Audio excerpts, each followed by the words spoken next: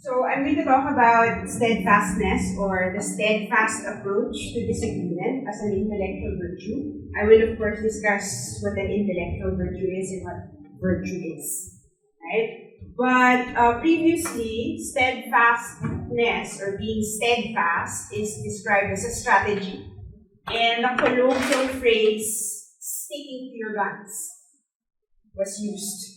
Right? So it's in the SCP engine, sticking to your guns, being steadfast. Of course, it's kind of interesting to ask, what do you stick to? What are your guns, and how do you do that? And does that fire in any way, in any direction, or what's happening? Right? So those are things we have to answer. Right? Before we answer any of those questions specifically, I'm going to show you this cartoon. It's just part of a cartoon. It's very interesting. It's a series called The First Dome on the Moon. It's in the garden. You can check it out. I want to talk about how some or all of you probably have examples of heated disagreement in mind, right? And last Monday and today, I've been talking about disagreements that involve rational modes of persuasion and also emotion-based modes of persuasion. I think for anything to be a heated disagreement, it has to involve both reason and emotion. Although I imagine it can be heated even if it's just emotion on both sides, right? But I find it difficult to understand how that will proceed if they're just going to go via pure emotional persuasion on both sides. I think the case of Greta Thunberg and the responses to her is a very interesting one, because there's certainly a disagreement. She talks about drastic responses required by the climate emergency. And a lot of people are talking about how she triggers old white men, for this comic, right? In which the response is very heated on the emotional side for people who disagree with her. And she talks about facts. Right? She talks about cold facts, and she talks about the CO2 budget, and she talks about what the scientists are saying and how fast we have to act because of how much time was wasted and so on. Right?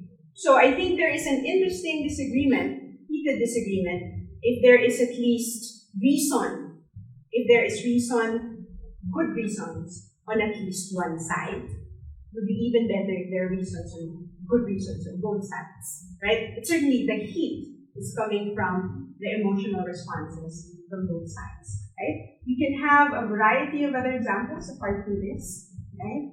I've been trying to think of examples when I was preparing for today. One of the examples I came up with is this recent development where Trump declared war on the impeachment proceedings, right?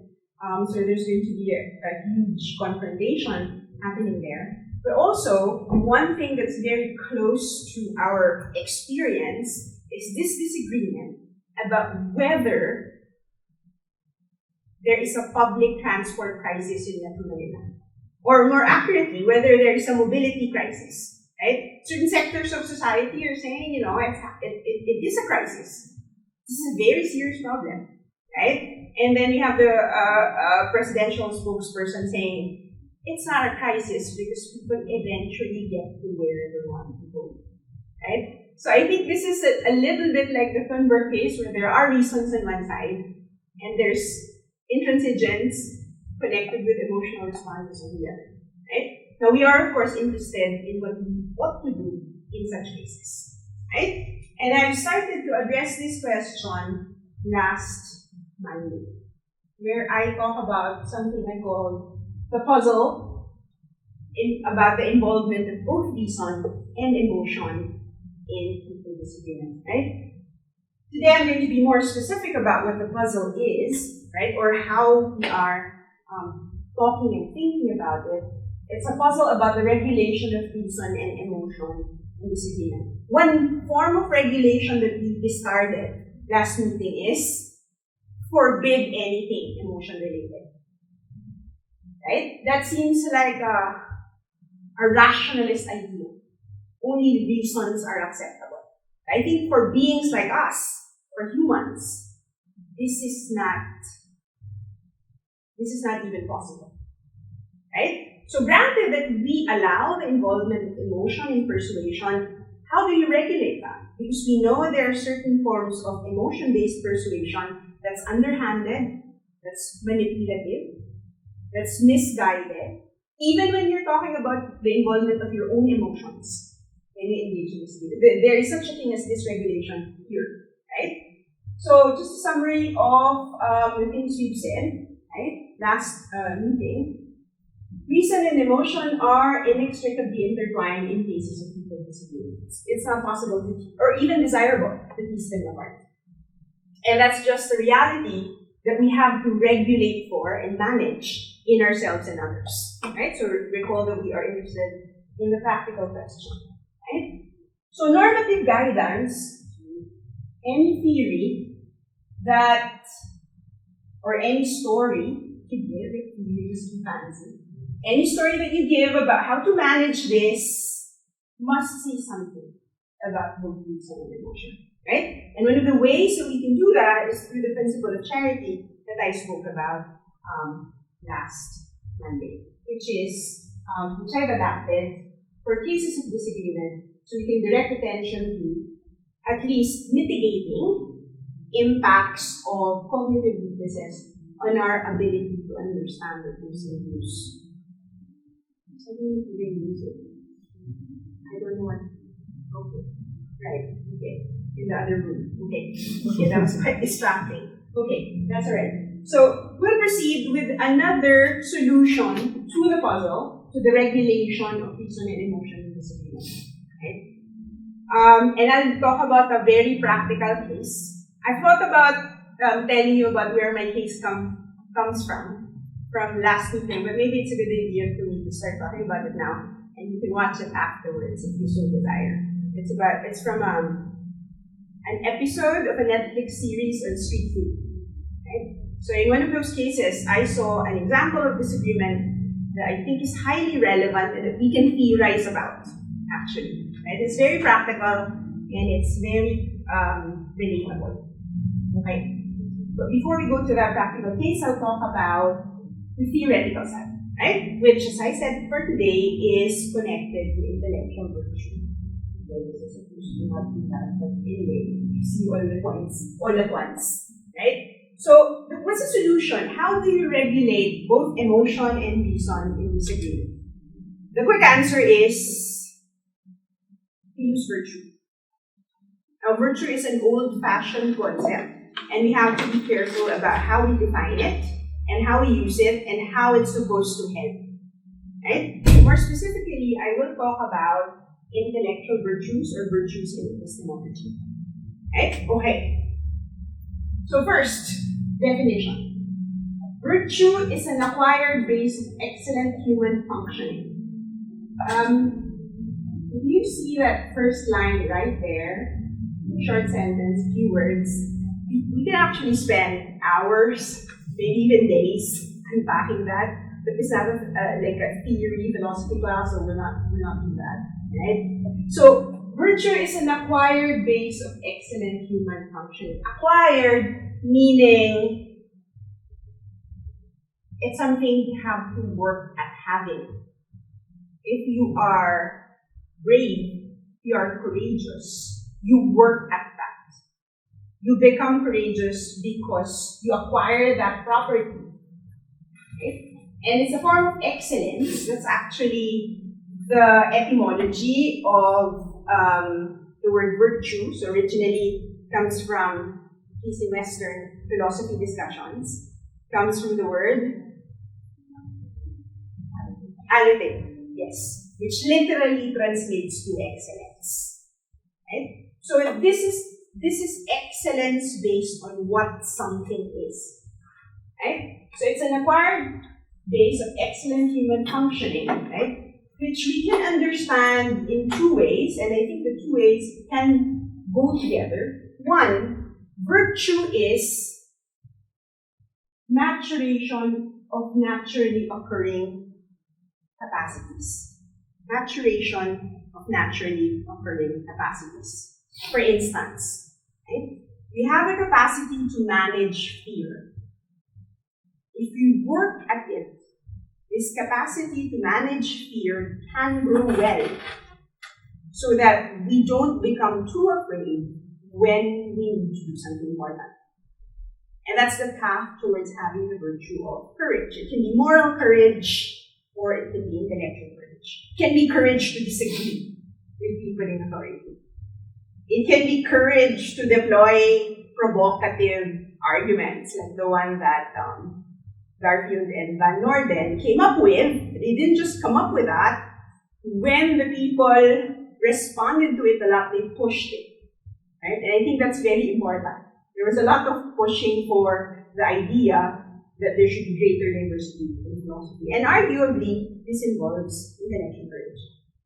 Right? So, maturation of naturally occurring capacities. I want to talk about our naturally occurring capacity, very roughly, to understand views different from ours. We have that capacity. Sometimes I think it becomes dormant or it fails to grow. It's immature because we kind of put on blinders and just inhabit a certain space where we don't have to think hard about views opposed to our own. The other understanding of virtue, and I take this from Robertson Wood, is a disposition to correct dysfunction and error. So it's an acquired disposition, meaning your natural tendency is to make a mistake. Now, humans are limited, we have cognitive weaknesses, we have optical illusions. There are things that we think we see but aren't really there. Right? But we can correct for that. And we can acquire the disposition or the tendency to not be derailed by such naturally occurring dysfunction. Right? So that's what virtue is. That's a theoretical definition. Right? I'm going to talk about two traditions with actually emphasis on the Confucian tradition. Right? The Aristotelian tradition is more familiar, at least because of the dominance of Western philosophy. So in the Aristotelian tradition, virtue is usually individuated by referring to some generic sphere of human activity that's challenging and important. So I've already given the example of fear. Another good example we can give is anger. Anger is a sphere of human experience that we have to manage. Everybody gets angry. And anger is probably highly relevant to people disagreeing. Okay? The management of anger in cases where we are losing patience with the person we're discussing with. We think they're being so stubborn, they're refusing to hear, like for example, that there is an actual crisis among commuters in Metro Manila. And this is an actual problem. Right? And you can't say, oh, people still get to where they want to go, so it's not really a crisis. Right? So it's very easy to get angry about that. Right? So in the Aristotelian tradition, you have generic virtue, and you have specific virtues as excellences in responses to particular experiences. Excellent response to fear is courage. Excellent response to anger is actually nameless. There's no one English word. In many languages, this is true, right? For the excellent response to anger. But we can understand it. A response to anger that's neither excessive nor deficient. We think there's a problem when we get too angry too often, too much. Right? But there's also a problem if we don't get angry at all.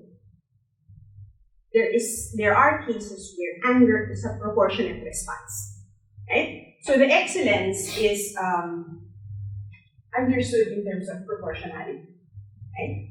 Now, in the Confucian tradition, core virtues are individuated by referring to basic potentialities. In the Mengzi, there's reference to what's called sprouts of virtue, or the beginnings. The idea that we already have a capacity, a naturally occurring capacity. Robertson would do not really draw from the Confucian tradition, but I think there's some resonance on this point. Right? In the Mengzi, there's a lot of agricultural metaphors. We can grow into the sort of people who mature in compassion. So compassion is one of the sprouts of virtue. So that compassion matures into human-heartedness, benevolence, which is one of the two translations for the virtue then. Okay. So now that I've identified the solution, I'm going to talk about how it's supposed to work. Okay? How it's supposed to work. Now, as a basis for guidance, as a basis for regulation, virtue offers an ideal or a model. It's very easy to identify is to talk about an exemplar or role model. Virtue is a property of a person. Right? We become brave by emulating somebody who's brave. Right? So we manage emotion and reason and disagreement by emulating somebody who does this well. Right? So the model is not a mechanical series of steps, or at least not a mechanical series of steps only. Right? It becomes a characteristic that becomes embedded or even woven in to a person's personal identity. If somebody is courageous, intellectually courageous, that is part of who that person is. Okay? It's part of personal identity. Okay. So we also say that the development and status as a form of excellence, as a form of power, depends on attaining an ultimate end. Right? This is also very important for disagreement because virtues are, and I'm hoping all the philosophy students in this room will recognize this when I say it, right? Virtue is a means to an end, a means to a further end. When we engage in disagreement, we also have an end, right? We also have a goal, and virtue theoretic approaches focus on an ultimate end. It's something that you want to attain as an individual and in community. You can describe this in Aristotelian tradition as happiness, flourishing, right? Yes, which are English translations of the Greek word, Eudaimonia is the kind of flourishing, living the good life for individuals and community. In the Confucian tradition, there's the ultimate end. What are you trying to accomplish? Why are you trying to be human-hearted, benevolent? What is the good? Yes, Kim. Sorry, humanity. It is? What is it? Lucky? Yes, it's kind of a good life, yes. But to follow the way, right? To follow the way, which is the Tao, and this is the same as harmony with humans, with oneself, and the cosmos. So yes, you can cash that out in terms of a good life. It's, I think, differentiable or different from, maybe related or overlapping with flourishing or the good life in the Aristotelian sense. Though maybe that would be overstated. But anyway, it's not. It's an articulation of an ultimate end, what you're trying to accomplish. And even this, I think, is highly relevant for disagreement. Why do disagreement matter? Why does disagreement matter? Why do we want to regulate our involvement in it? Well, maybe we can say we're looking for an ultimate end where we can flourish as a community, even as, or with the understanding that there will be disagreement. Okay.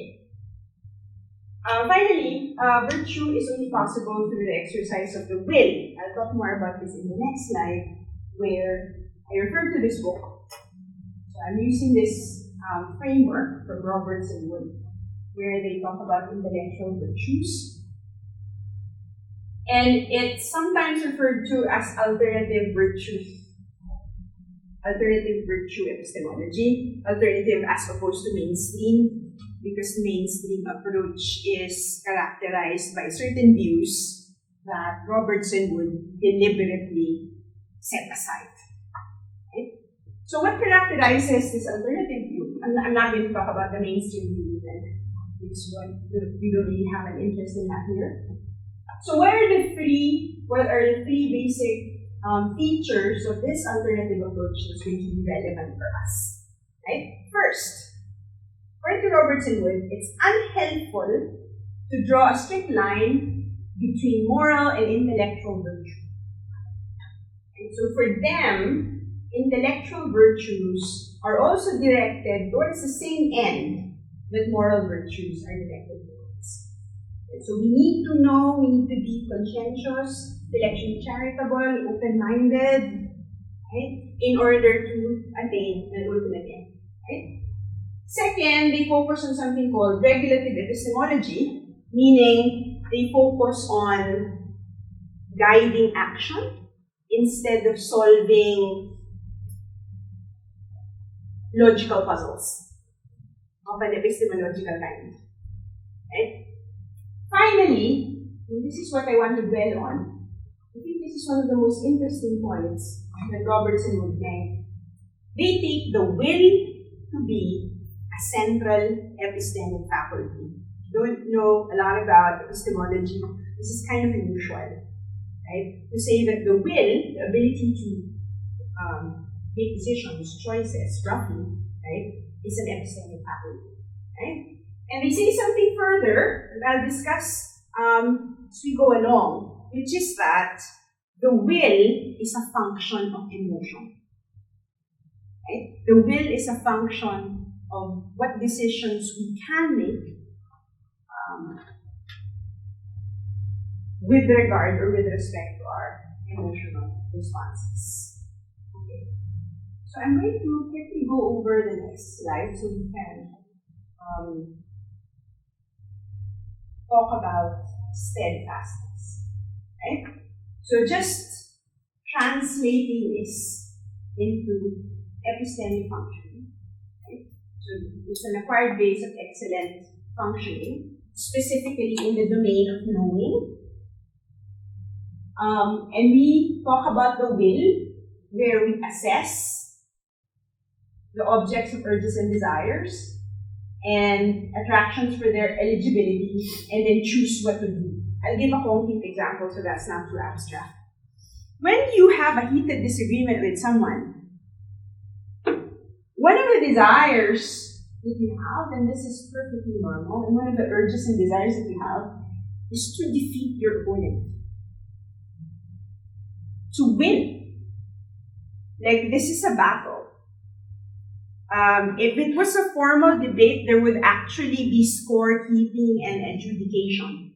Not that that will convince anyone who thinks differently. Right? The points or the final decision of the judges. Maybe you can agree that they won because they presented a good speech just now. Right? But when we make decisions about what responses we have in this agreement, like have a strong urge to show this person that she's wrong, right? And in some cases, it can even mean something like rubbing your opponent's nose in the dirt or something like that, right? It can, and that's the part where discussions usually degenerate into unproductive and quite foul-mouthed exchanges. Cursing at each other and so on. Right? So when we have an excellent base of functioning based on the will, we can assess the objects of urges and desires. Right? We might have a very strong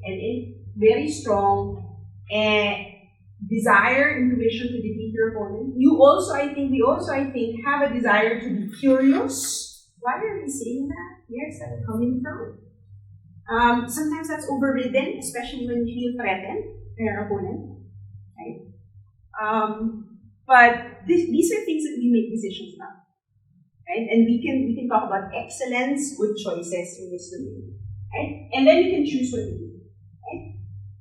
So our will enables us to acquire skills, harness talents, and hone faculties for attaining knowledge and understanding.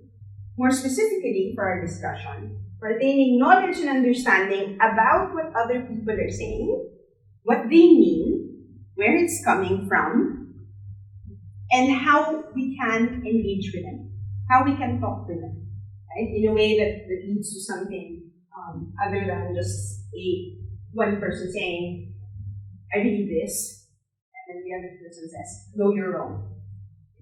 And then we kind of hit each other with claims and counterclaims, right? So I think I have repetition of a slide here. So I will move to this one, right? So I will move to the conception of virtue in the early. Actually, this is not just in the early Confucian tradition. This is the classical period in Chinese philosophy. So it's shared by Confucians and some other people who are not Confucians, right? We'll not go into the details of that. I'll just talk about this term. So this looks like that. That's usually translated to virtue. Right? And it is this understanding of virtue, not arete, not excellence in the Greek sense, that I want to use for steadfastness. Right? So the term that's usually translated as virtue is de, which is sometimes described as moral charisma. And I'm going to use the phrase social power in this lecture because I'm going to talk about what goes beyond moral virtue. Right? So, de is the attractiveness or the influence that we get from role models, from people who are virtuous, from people who are role models in, let's say, benevolence. Right? There is a certain kind of influence they exert on others. They have social power in that their very presence, their responses, their pattern of actions, what you know about them influences the way you think, the way you respond, and the way you behave. Right? So can you think of an example of a person we can take to be virtuous? Gandhi. Okay, Gandhi. So when you're in the presence of Gandhi, or when you're in the presence of Mother Teresa of Calcutta, right? These are references to the same part of the world, but very different characters. When you write before them, they seem to emanate a certain kind of influence. Right? So, de is like that. So it allows someone to influence others in the right way. Right? Which is part of, I think, the very negative tendency to want to get rid of them. Like Gandhi was assassinated. Partly because of the way they influence certain discussions and their power. You know, if they express a certain view, people listen. Right? So it's a social influence, it's a power, it's a capacity. Right? That depends on self-presentation. In the Confucian tradition, this would be dependent on how they speak, facial expression, it's a tone of voice. The Confucians also talk about clothes, okay? Or how you present yourself physically. Right? Management of interpersonal interaction, and how you respond when somebody makes a claim or counterclaim or objects to what you're saying. And fame and renown that accumulate from past actions. Right? So I want to talk about being steadfast in disagreement that follows the framework of this idea, virtue as social power. How does that work? What would that look like? And I'm going to talk about intellectual steadfastness, which is going to be the virtue that we want to understand in terms of social power, or at least that's what I'm going to discuss this afternoon. Right? So, again, it's an acquired base of excellent functioning. Here, previously I said the object of steadfastness matters. What are you being steadfast about? What's the object of steadfastness? Seems to not make sense to say you are being steadfast in defeating your opponent. Right? When we talk about epistemic or knowing goals, what we are being steadfast about, what you're sticking to, when you say sticking to your guns, the guns, or whatever it is that you're clinging to, would be the epistemic goods, the knowledge and the understanding that you have gained and that you think have good reasons and arguments behind it. That's what you stick to. That's the object of steadfastness. So the commitment is to stick to that. This is right. It's the right thing to do to the absolute. It's the right thing to do to implement drastic measures in response to the climate emergency. Right? So you are steadfast about a set of beliefs and maybe even a set of actions that you think is justified. So that's the object of steadfastness. Beyond that, you're also steadfast and committed to what you're clinging to. One is gaining knowledge and understanding of why people think differently, where they're coming from, etc. So greater understanding of the entire context. Next, right? We assess urges, desires, actions, right? And we understand perversions. So again, we can talk about this in terms of agricultural metaphors or sprouts, right? We can have things that are growing in the right way, or we have things that get twisted and fail to mature and fail to grow in the right way, right? So one concrete example that Robertson would give in their book is we have a natural inclination to want to know, right? So, and I think Aristotle talks about this at the beginning of the metaphysics, or human beings by nature yearn towards knowledge. The question is, what do we turn that to? What do we try to know? Do we try to know what's going on with the situation in Metro Manila where people cannot move from one place to another, right? And how best to address that problem? Or do we want to know who's dating who in the celebrity scene or something like that? So they actually talk about gossip and rumor, right? I think they have an overly negative view of gossip and rumor, though, right? Although we will not discuss this point here, right? The point is, we have this impulse to know that can grow properly so that you want to know things that are of value to you and others. But also, you can direct that desire to know, that impulse to know, towards something that's not very nice or something that you shouldn't actually know because it's private. Right? It's private for other people and it's none of your business. Right? So this is a kind of tendency that we have to be careful to manage, right? And steadfastness, we can discuss, is something that is connected to skills, talents, and faculties that can help us identify which aspects of our view is valuable and what goes with that, which aspect of our opponent's view is weak. Right? We can also have a talent for that. A talent for spotting the holes in somebody else's argument and complete blindness to the holes in your own argument. Right? It's a very fatal combination that disallows productive discussion in the disagreement. Right? But again, these are skills that we can acquire and develop. Right? And it can be a component of intellectual steadfastness. Robertson would actually talk about firmness. Firmness, that's the word that we use for the virtue. And this is how they describe it. The virtue of intellectual firmness is the disposition to grip currently possessed particular intellectual goods with just the right degree of tightness or lightness. So they're saying you cling to your beliefs, your true beliefs, but not too tightly that you're unwilling to listen to anybody else. Right? And I use the term steadfastness because I want to talk about deliberate emphasis on engagement in disagreement. Right? So this is one concrete example, and this is an example of how not to be steadfast.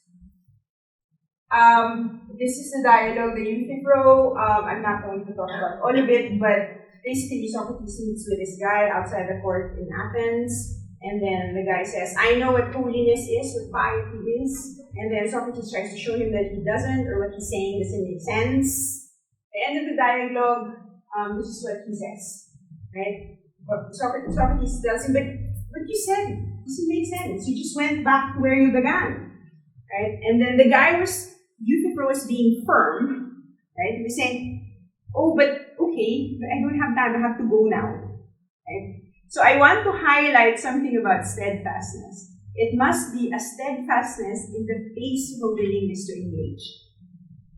Cannot be, I don't think we can call it steadfast if you're running away from your opponent and you're saying, I don't have time for this, I have to go do something else, right? So this is actually not going to be relevant for this agreement, right? So it's a willingness to be steadfast, a willingness to be firm about what we think is right, but at the same time, a willingness to engage, right? So that's the combination that we're aiming for. And here, the vice is, for Robertson Wood, the vices associated with firmness are flaccidity and rigidity, so being too soft and being too hard. In the case of heated disagreement, I don't think softness is a real problem. When there's an actual heated disagreement, people are not willing to budge, right, or to move like even an inch, right? So here, the real problem is rigidity. Fortunately, Robertson would have a very good, or at least very interesting taxonomy of ways of being rigid. And I think they're all worth thinking about in the context of disagreement. First, dogmatism, which is a property of a person, not beliefs. A person is dogmatic if the person clings to a specific item of belief without entertaining any further discussion. I think the next ones are more interesting. Right? Doxastic complacency, laziness in belief formation, right? Which I think is very relevant in the case of disagreement. One question that we can ask ourselves whenever we disagree with someone, and I think this is a good exercise anyway, but one question that we can ask is, how did I come to hold the views that I'm defending so deeply? How did I come to hold this view? What aspect of that is a function of social conditioning and other contingent things, like what the people around me are saying, right? We will have doxastic complacency if we don't even have reflective awareness of how our beliefs were formed. Right? We just assume our beliefs are formed in the right way, but that's not always true. In fact, that's often not true. Another kind of rigidity is solid perseverance. This would be persevering on things that are of less importance, not helpful. So this would be making a decision about what to persevere or what point to persevere. Perceptual rigidity and comprehensional rigidity are connected to the cognitive weaknesses we have been talking about and what Richard calls motivative reasoning. Perceptual rigidity, I think, is directly connected to confirmation bias. We perceive, although they talk about being stuck within certain categories outside of which one is blind or deaf, unable to listen or see something else. So these are the cases to avoid, and I think we will see all this in the case of disagreement that I'm about to present. So I did most of the heavier theory-related ideas, and now we're going to jump to a case, the case I was talking about earlier. And we will see what we can learn about intellectual steadfastness from that case. So let's move on to the case. So I'm calling this the case of smart fish because that's the name of their food stall. So this is the episode of the street food series on Netflix It's the episode on Taiwan. You should watch it. Well, you should watch this series anyway. It's entertaining. But this episode struck me a lot, and I'll tell you why as I relate the case. Right? So it's set in Dry, Taiwan. So it's very interesting because it focuses on Taiwan, but it bypasses Taipei straight to Dry. And one of the stories, there are several stories in the episode, is about Smart Fish, which is a stall that sells fish head stew. Fish head stew. So it's a soup with vegetables with fish head. And the main character, or the person we're going to focus on, is someone called Grace Lin. She's a third-generation stall owner. So the stall was established by her grandparents, run by her parents, and she tells a story of helping her parents make and sell the food since she was very young. She said, I was involved in the family business as early as 5, right? And then I had increasing levels of involvement by the time I was 7 and 10 and things like that. Right? Later on, she had a massive disagreement with her parents about the food store. Right? And I think the disagreement is going to sound very familiar and, like I said, highly relatable. Right? So the context of the disagreement is that Grace went to Taipei to study. She went to college. Right? And then after she finished studying, she wanted to stay in Taipei and get more work experience. But her parents told her, look, we're short-handed in the family business and we need you, so please come home. So she comes home. Right? Good Chinese daughter. She comes home.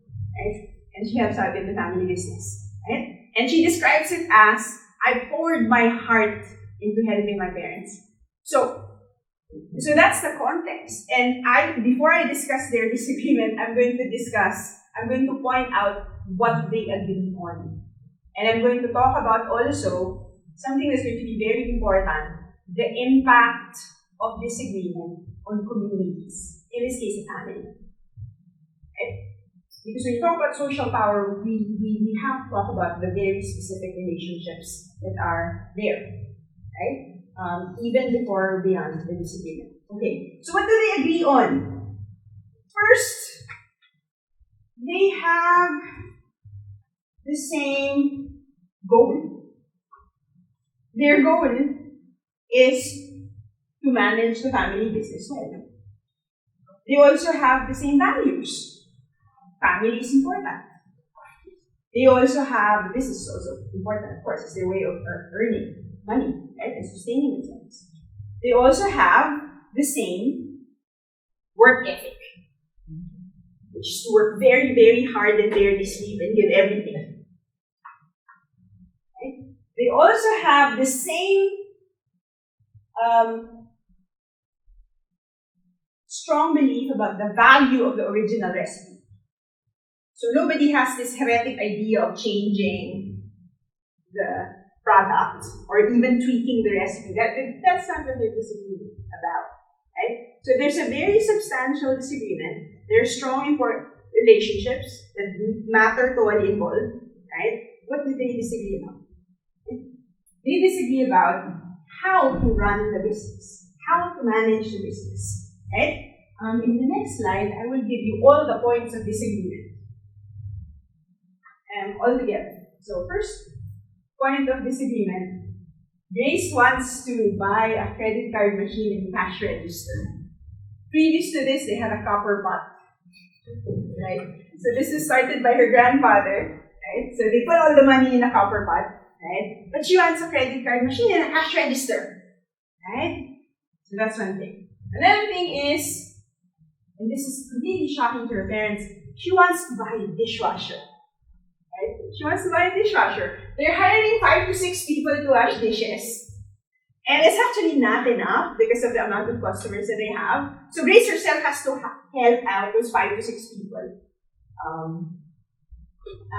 But her parents would hear no argument or no reason that's acceptable to buy a dishwasher. right? And then she also wants online presence for their stall with an option for delivery. And she also wants to open branches, having more than one stall. And she wants air conditioning in there. Okay, so they have very real points of disagreement, right? So she keeps on pushing, like for these things. Right? And she's very steadfast. She's very insistent. She thinks this is right. But even if the dishwasher is expensive, on balance, it still makes more sense than hiring 5 to 6, maybe 8 or 10 people to wash dishes. Right? Not very efficient. And so on. Right? But her parents would get out of it. Right? She wants an online presence, she wants delivery. Right? So she goes ahead and does this. So she creates a website. Her parents don't even understand computers. So that's the reason for the resistance to the red word machine and the online presence. Okay? So she decides to just go ahead with that. And then she gets an order for 100 bags of fish head stew. And she works on this by herself. Okay? And her mom sabotages her. So she's preparing the bags of fish head. So she's wrapping them up. And they have to be frozen before they get shipped. So she's preparing 100 bags. As she's preparing the 100 bags, her mom keeps selling the bags. And she can't reach 100. Because, of course, the more she packs, her mom takes from the pile. And, she can't freeze it, can't be delivered. So this is very bad. And they have a confrontation, I think, shortly after this act of sabotage. Right? In which Grace and her mother start throwing kitchen utensils, right? And arguing about how to run the stall. And so she breaks a pot, her mother throws a dish, and the situation is very tense, and nobody would give an inch, right? So it's really heated disagreement, right? And I think it's you can probably identify with Grace and see her reasons, right? What are the reasons of her parents? Side note, one of the reasons is it's worked without any of these things before. So why fix what's not broken? That seems to be the idea. Right? And at this point, in the disagreement, there is Grace, who wants all these things, and her parents, who don't want any of it. And at this point, she said, well, there doesn't seem to be an optimistic future of her father. And at this point, there seems to be only 2 options, according to Grace, after all that drama happening. One, she insists that she's right. They refuse to acknowledge this. So she leaves. Both her parents and the family business. She'll do all those things for her own business. She'll do her own thing. Right? It can't agree. The disagreement, nothing gets resolved. The disagreement, it won't disappear. It won't get resolved in the right way. So she said she had only 2 options. One is to leave. The other is to give up. Stay, because that seems to be the only thing that's compatible with staying. Completely obey her parents, because this comes with staying, right? So there are only 2 options. So apparently, in a disagreement, one side wins or the other, or you walk away, right? Now, is there a third option? Third or fourth option?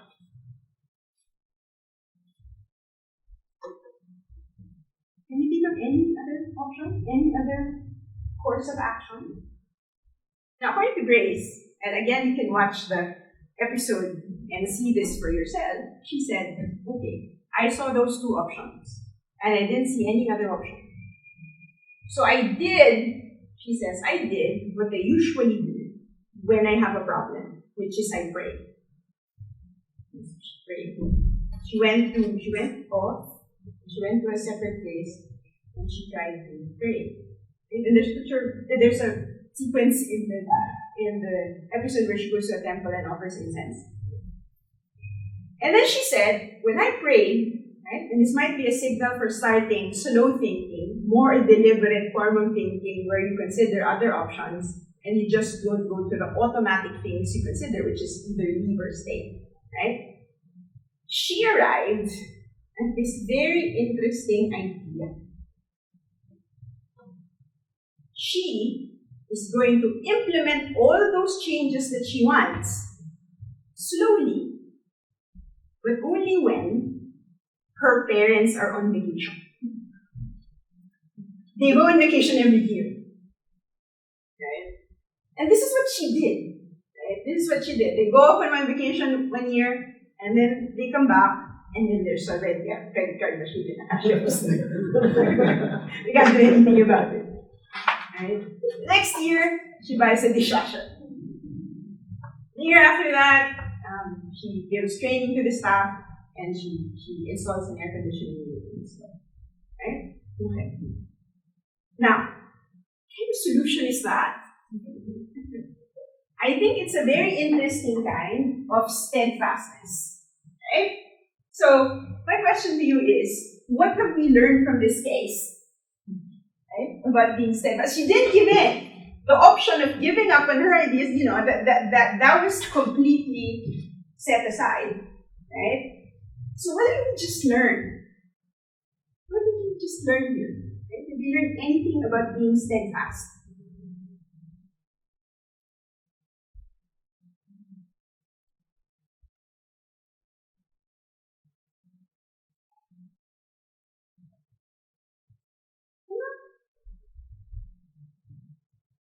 It's a very interesting story. And it's something that a lot of us Asians can relate to. Like, this is kind of like an intuitive solution, maybe. Right? So let me begin with what I think we can learn from this case. Right? Which is very important for the discussion of steadfastness as an intellectual virtue. Right? First, being steadfast is not identical with being confrontational. I think this is one serious problem. She wasn't being, the interesting case about sticking to her guns and preserving the value of the course of action that she wants to take was not happening when she was throwing pots and plates with her mother. Right? That was the confrontation. Right? So being steadfast does not mean being hostile or provoking other people's angry response. Right? It's sticking to the object of what you're steadfast about, which is the course of action that you want, which you think this is justified, this is correct. Right? Second, and I think this is critical because it was a family. Right? It's possible to be steadfast in what you believe while also managing emotional responses and taking care of important relationships. So this is something that was important because they want to preserve, and they want to preserve the unity of the family. But this is always a threat or a risk whenever there's a heated disagreement. Communities breaking apart. Right? Not just families, but organizations and bigger groups. Even if they share so much. In fact, I think it happens often that they break up more easily if they share a lot. A lot of values, a lot of ideas. Okay? So here is the important thing about the steadfast strategy, so to speak. I think it's more than a strategy, and it's properly speaking a virtue, because the critical aspects of it depend on timing and manner. Timing and manner of implementation, right? So there's this widely accepted formula of what virtue is. Virtue is doing the right thing at the right time for the right reason, in the right manner, right? So being steadfast is properly a virtue. Clinging to the things that you believe are correct, and the courses of action that you feel are justified, in a manner and at a time that, right, and this is why I'm interested in social power, that influences emotional responses, and who takes care of important relationships. Right? You can imagine that it was possible for Grace to implement the changes in their food stall in a way that would damage the respect of the staff to her parents. Right? It's possible to do that. So it depends on timing and manner, the method of the implementation. Right? Also, there's tremendous pressure on her for all those changes to succeed. Because that's what eventually was convincing. That all the changes that she introduced are effective, and also that despite implementing all of those changes behind her parents' back, she still showed respect towards them. Right? So that's a critical component of the steadfastness. You're steadfast about the set of beliefs or forces of action, right? Not attacking or undermining others, not being hostile or confrontational or critical, right? And that's where the social power comes from. This is influential, right? It exerts pressure on them to listen, to consider, and so on, the things that you're presenting, right? So, persuasion involves action, which is, I think, why this case is very interesting. Persuasion involves action, not just doing something effective for promoting a shared goal, but also something that manages interpersonal interactions. So, I think being steadfast is an intellectual virtue in that it's something that's managed through an accumulation of actions, and it's something that influences relationships that are in place when a disagreement arises. Now I'll talk about why I was struck by the story of Grace Lee. It is because I was reminded of this. A case in the Mengzi, which is also very interesting, right? About a legendary filial son, Shun. So Shun is legendary for filial piety, right? But he did something very weird, which is that he married someone whom his parents don't approve of, right? So that's a story in the Mengzi, right? So what did Shun do? It's almost exactly what Grace did. What Shun did is, when the time to marry came, he has made his decision about whom to marry. He knew that his parents would be against this woman. And he also knew that if he asked permission from his father to marry this woman, he will not be given permission. But he did not ask permission. He did not ask permission. So that's similar to what Grace did. What she did was implement the changes while they were away. Right? Why is this very important in Asian communities? Because it seems to allow space for saving face. For you leave space so the person can preserve some sort of, the father in Shun's case to say, I didn't approve that marriage. He can still say that, right? It's debatable whether he can say, my son went against my own wishes. Because what Shun did is not give him an opportunity to do that. Right? But also we can talk about what they did afterwards and how they managed relationships. Right? There are two reasons.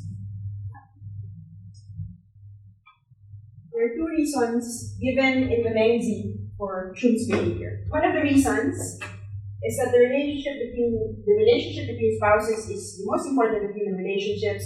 To set it aside would mean bitterness towards one's parents. So the idea is that if he were to go with his parents' wishes on this, which is not to marry somebody he wants to marry, then he cannot properly be filial towards them.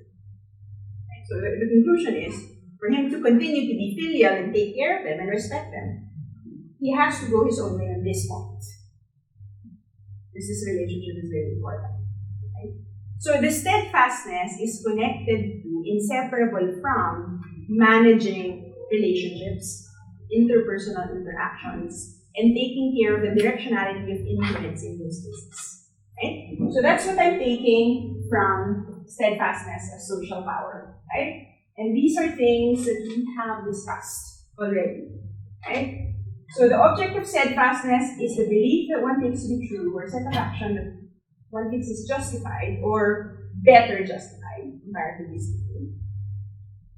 The goal of engaging in disagreement is to work through the differences of opinion in a way that vindicates true beliefs and judicious courses of action. Right? So that the goal of engaging in disagreement is not to triumph over your opponent or to win. Right? Is to work through differences of opinion in a way that vindicates true beliefs and judicious course of action. This is an epistemic goal. Okay? And the relationally sensitive implementation of steadfastness is critical for attaining this goal.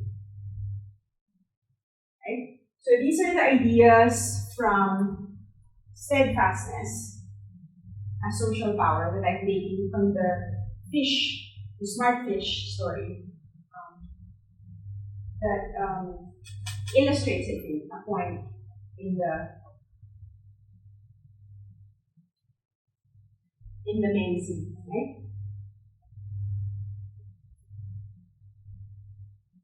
So final point on this slide is desirable ways of resolving disagreement are necessary for promoting ultimate ends.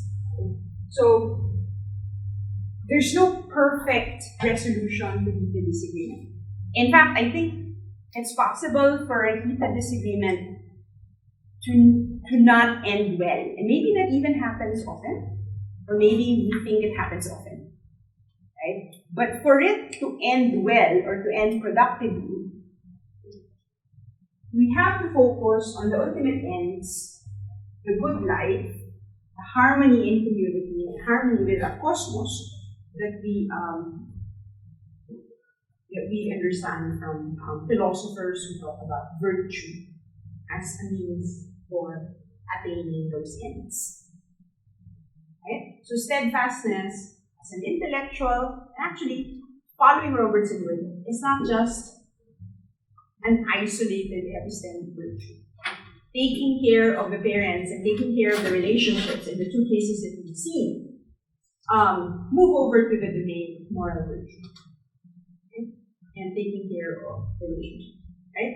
Now, before we end today, I want to talk about one other thing that's connected to disagreement, right? And the point is about diversity, which we also spoke about last month. Right? So here's a picture of the skull of a hobbit called Homo floresiensis. I think is the name, right? So it's a dispute among scientists whether this particular skull, a small dwarf-like proto-human, whether it counts as Homo sapiens. Right? So there is a very highly scientific disagreement, reason and emotion on both sides. Right? And there's a paper that discusses the value of that, right? Especially with respect to scientific community. Right? And one discovery is that a scientific community that includes both mavericks and conformists outperforms homogeneous communities. So a community only composed of conformists is not a scientifically productive. Neither is a community composed only of mavericks. If you go back to the Grace Lynn story, her parents were conformists and Grace was a maverick. Her parents were conforming to the old way of doing things. It's stable, it's there, it's been working. She was a maverick because she had these wild ideas about dishwashers and credit card machines. Right? Now, a community that has both does better. Okay? And we see that in the context of the family, and here we see that in the context of scientific community. Right? So I want to talk about the value of actually preserving differences of opinion. And I think what's important in an effort to resolve the disagreement in a productive way is the goal is not to create homogeneous communities. Not to create communities where there are no differences in approaches. Right?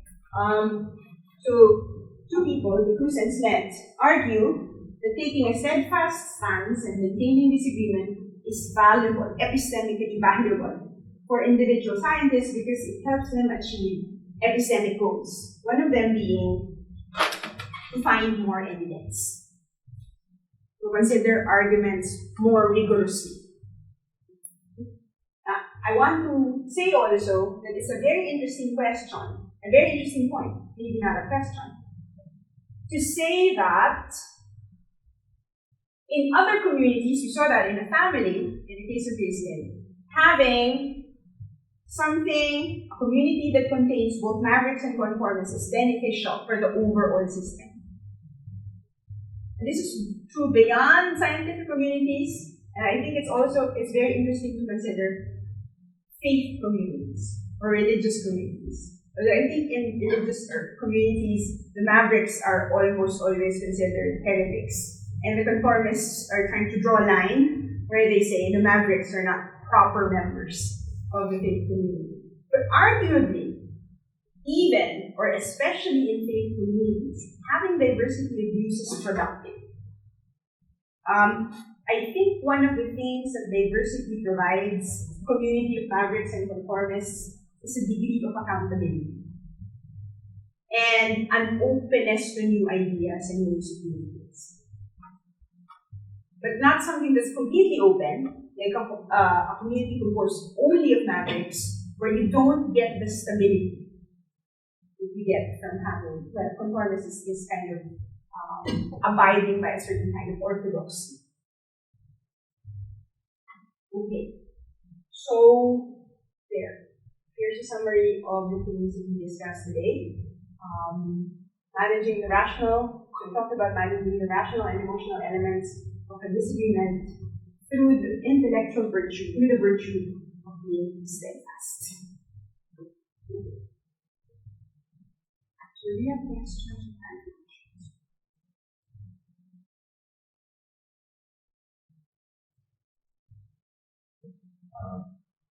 So yeah, I agree that difference is totally cool and necessary within a community to thrive. But if you look at historical examples where societies and communities were confronted with difference, like when the Europeans ventured into the so-called New World and they found all kinds of indigenous sciences, ways of believing in the world. And then, so there could have been an alternative universe, a way to productively mediate these different sciences, build alternative sciences that work in everyone's favors and interests. But that's not what happened. Yeah, right. And right. So, in that case, how can one group advocate difference when some other group really just wants to stamp it out? Yeah, sure. So first of all, I think this is a very valuable point to make. And I think this is the part where we consider, apart from intellectual virtue, in this case steadfastness or the value of diversity in community, something unavoidable, which is addressing and ameliorating forms of injustice. Because in the situation that you discussed, diversity is stamped out usually through violence and control of not just guns or machines of war, right? But also economic means for curtailing certain kinds of activity or certain kinds of thinking. So that certainly happened. You can stamp out diversity. And this is not even a disagreement, I think, in the manner that we have discussed this. This is just plain imperialism, where you just get rid of wide sections like diverse groups cultures. Unfortunately, historically speaking, it has happened. Right? It also means that our understanding of the world and ourselves is the poorer. And this, I think, is a juncture where Miranda Ficker's discussion of epistemic injustice is highly relevant. And maybe if you had more lectures, we can talk about that and its impact on disagreement. But I think there's also one important point to say, which is, despite the value of steadfastness and the potential of intellectual virtues to address problems connected to disagreement, there is no automatic happy ending or good resolution. In the cases of Shun and Grace, I think with regard to their family, although they were on the brink of dysfunction and breaking apart, that didn't happen. They were able to remain together. And actually, in the case of Gracian's family, her parents changed their minds. They began to see that she was right, so they stopped insisting that they came to the old way, right? But with the question that you're asking, yes, it's important to. So it's like, yes, it's important to maintain diversity. We know that diversity has been stamped out and violently, people have violently tried to get rid of what's different. But this is precisely what happens when we don't even consider reasons or manage strong emotional responses to difference. Because that's one response of Europeans to non-Europeans, right? Oh, these barbarians, how horrible. We must get rid of these cultures and so on, right? Because they must be more like us, right? But that's this lack of ability to manage a strong emotional response at all, and not an engagement with difference.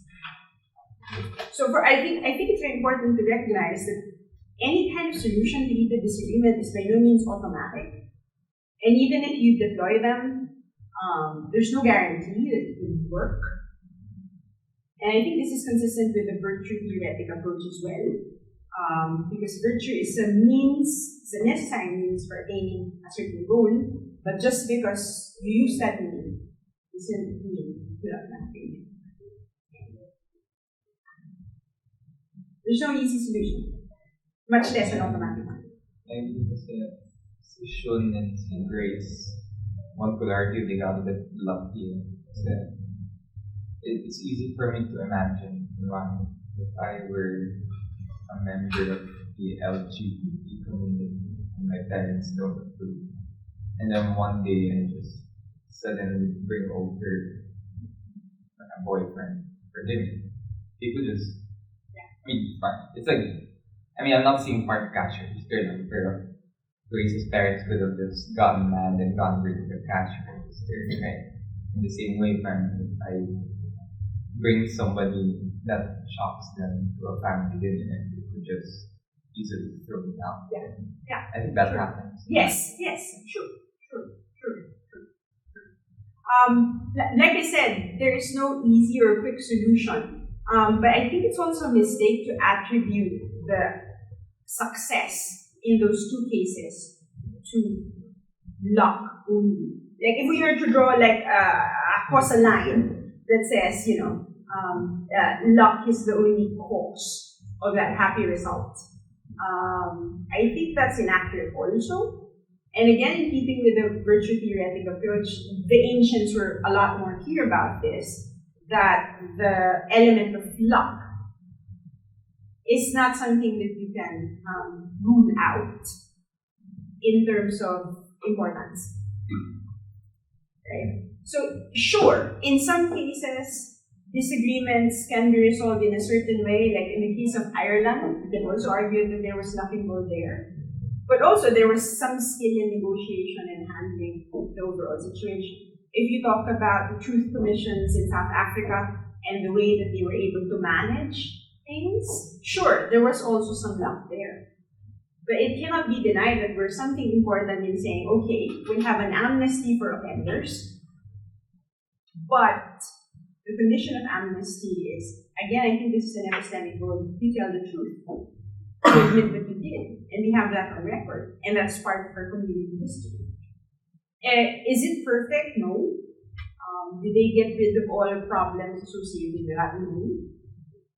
Right? But the point that I'm making is not that we can have a perfect solution, but that the solution depends on tensions maintained through properties of persons connected. In this case, I was talking about steadfastness. I imagine we can talk about other qualities of characteristics. Any more questions? Yes. Just to add to Wilson, I don't think it was luck, but what I observed, it was an acknowledgement or an understanding of what's the fundamental thing that still connects me to this person I'm disagreeing with. Like, it's something that comes out only through the slow thought process. Because upon initial disagreement, you're prone to these emotional outbursts that won't really go anywhere. So, as for what you stated about Grace's situation, I think the base thing that allowed her to move the way she did was understanding that both parties just wanted the business to survive. And I think that was what helped strengthen her steadfastness in the decision to get the equipment. As for Shun, it was how both parties recognized how filial he was and how he wanted to preserve it. And so, in that sense, that's what helped him be steadfast in his position. In cases like the LGBTQ, wherein if that was what you were pushing for, and you see that nothing, actually, there's no common ground that can be taken. At least something as extreme as bringing a boyfriend to a very conservative household will be a disappropriate response to certain. Okay. I think that's debatable, but that's an interesting point to make. Thank you for making the point about the relevance of the reaction between the other persons involved in both the Shun case and the Grace Lin case. And I think this is one other element of virtue identified as an excellence or a power within a network of role relationships. So I think more even than luck, what's relevant are the responses of other people involved. Like the resolution was not achieved by a person, a single individual, super heroically bootstrapping everybody around him or her so that the situation gets resolved. It's an effort across a network of actually tense relationships, and it's a process of maintaining a certain kind of equilibrium in those relationships, right? Which is not something that comes automatically, or it's not even something that's maintained automatically. So in the case of being steadfast, right? In your example, in the case of somebody who identifies as LGBTQ, brings a partner home with the understanding, that they would be against this, they can throw you out. Well, why are you doing this? What is the goal? Is it trying to give your family a chance to accept who you are? That's being steadfast on who you are. But being steadfast on who you are would also mean if they decide to throw me out, well, I'll still keep who I am. So that's the additional dimension of being steadfast, right? Which is like in the colloquial phrase, sticking to your guns, which means sticking to the set of beliefs and courses of action you think are justified. Any more questions? I think I have some other questions. So, Ian muna, and then I'll go back. Okay. I think it's somewhat important the way Grace actions actually incorporated a kind of slow introduction of the things that you want people to do, as opposed to just changing everything. Like, it was one vacation and one vacation.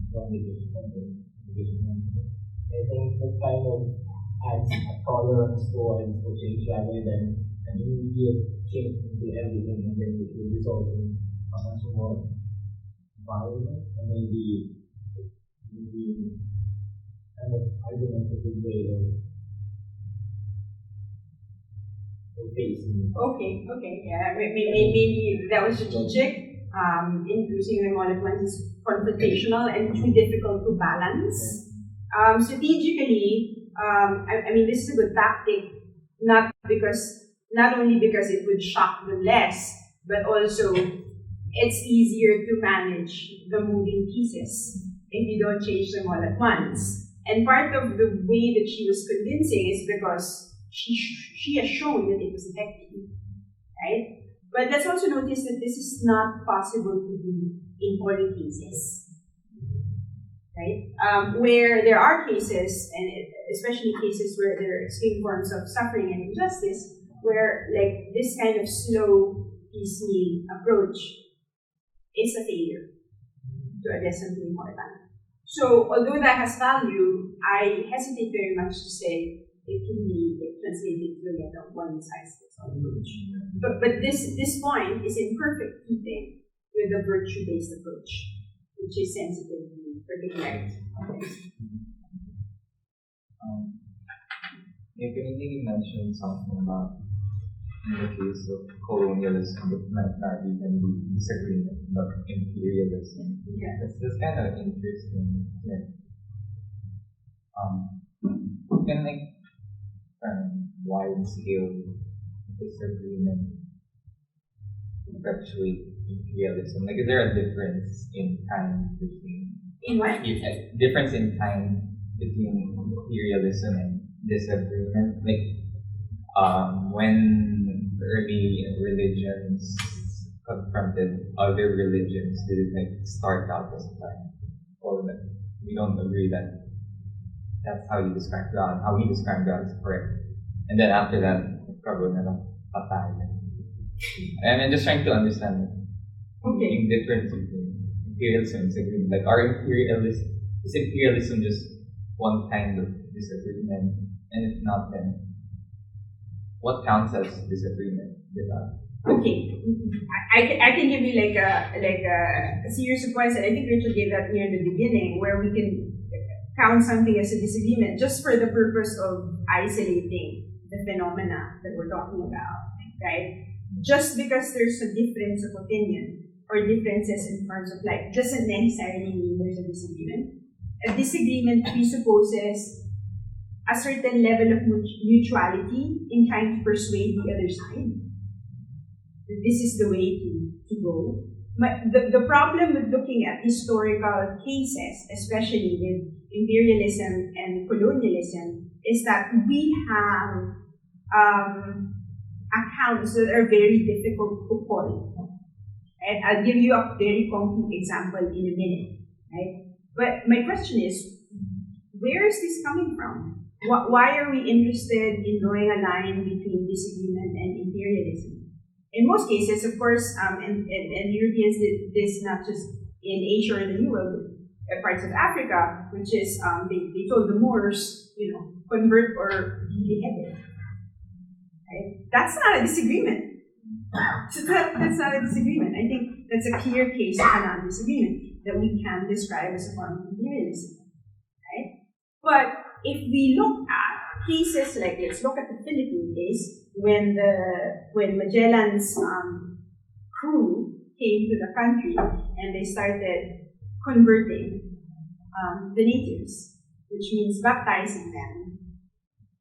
There are these two ways of construing that. One construal, coming from the Western point of view, is, they're now Catholics. They're now Christians. They're not heathens anymore because they agreed to be baptized. But from the point of view of the people who just got baptized, was it something like that? Or were they thinking, because in some accounts they said they were given there was given the statue of the Santo Niño, I forget now.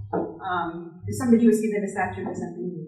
And that was described in some cases as, okay, this is the anito of the Spaniards. So is this just a kind of eclecticism, which is kind of common in this part of the world, which is that you have your ideas about the divine. I can accommodate that in a kind of perspective where I realize, I have beliefs in, and that's where we get like elements of full Catholicism. And of course, you can say, that this is Catholic, and then you leave that out, and you say, okay, only people in this kind of perspective. Or if you look at Lapu-Lapu, you killed Magellan, right? Is that the disagreement? Is that because Lapu-Lapu was insisting, that we are Filipino, we will not be like you, we will not be baptized? Or, I remember the name of the person now, Rahumabon and his wife accepted the Santo Niño. Why was Lapu-Lapu mad? It's hard to say, at least because we don't have perfect records. But one reason was actually that he was going against Rahumabon, who was asking him to pay some kind of tribute to Magellan to give him supplies for his return journey. Lapu-Lapu thought this was completely unacceptable, and he was going against the person who was ranking above him in this consortium of barangays. So, was it a disagreement? I think it was a battle, right? So, a disagreement is a kind of persuasion. It's a kind of it's something that can only happen when there's an exchange of views happening not exclusively on a rational side, right? In those cases, there were encounters. They were probably talking to interpreters and so on, right? But were they trying to persuade each other? It's highly debatable, but I'm inclined to a negative answer, which is why I'm inclined to say it's not an actual disagreement. Okay, we're moving into the domain of history or something. I think we should. I was just thinking, is trolling a disagreement? Trolling? Mm-hmm.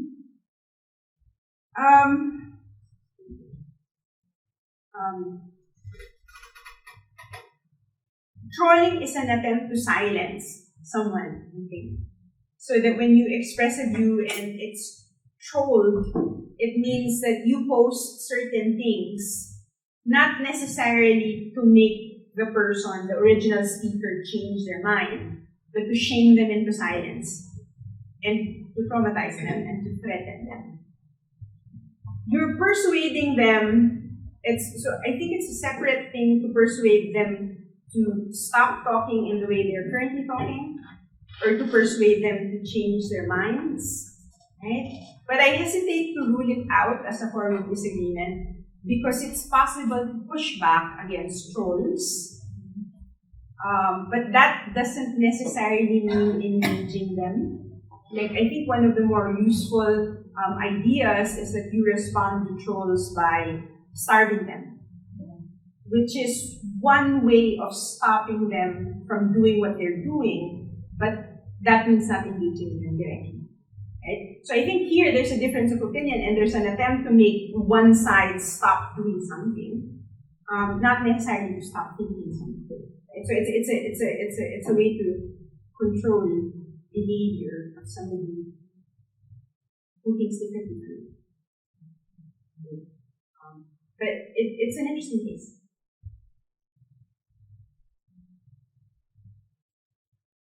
Alright, okay. I think we can end here today. So thank you for coming. I'll see you guys around. We will probably post links about points, things we can do if you want to write further. I highly recommend that if you have a case in mind, you start describing the case, and then you consider discussing that using some of the ideas we discussed today. So, thank you. See you around.